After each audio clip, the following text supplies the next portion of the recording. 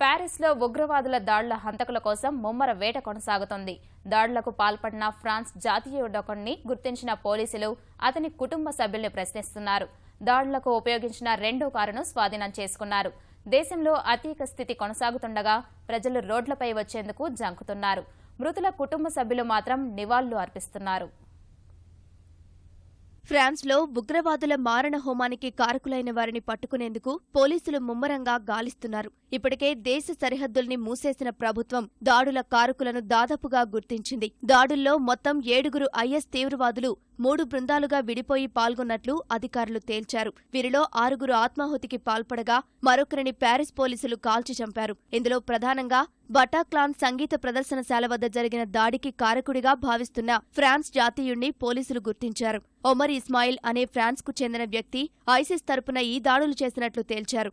దాడిలో ఇతను మృతి చెందడంతో అతని తండ్రి, సోదరుణ్ణి పోలీసులు అదుపులోకి తీసుకుని ప్రశ్నిస్తున్నారు.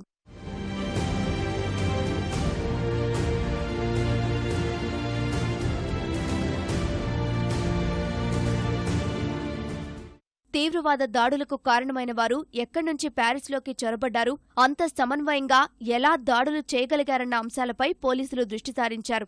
ఇందుకోసం ఫ్రాన్స్తో పాటు పొరుగు దేశాలైన బెల్జియం, గ్రీస్, జర్మనీలో దర్యాప్తు సాగిస్తున్నారు. దాడులకు పాల్పడిన వారిలో ఒకరి వద్ద సిరియా పాస్పోర్ట్ లభ్యం కావడంతో శరణార్థుల రూపంలో అతను ప్యారిస్లోకి చొరబడి ఉండొచ్చని భావిస్తున్నారు. ఇదే తరహాలో సిరియా నుంచి యూరప్ దేశాలకు ఆశ్రయం కోసం వస్తున్న వారిపై అనుమానాలు పెరుగుతున్నాయి.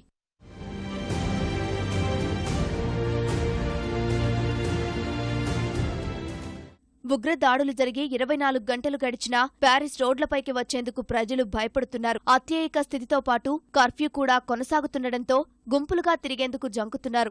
ఉగ్రదాడి నుంచి త్రుటిలో తప్పించుకున్న వారిలో దాడుల భయం మరింత ఎక్కువగా ఉంది. మృతుల కుటుంబ సభ్యులకు అంత్యక్రియలు నిర్వహించిన కుటుంబ సభ్యులు, బంధువులు వివిధ ప్రాంతాల్లో సామూహిక నివాళులర్పిస్తున్నారు. దాడుల తదనంతరం అల్లర్లు జరగవచ్చనే సమాచారంతో ఫ్రాన్స్ వ్యాప్తంగా భద్రతను కట్టుదిట్టం చేశారు.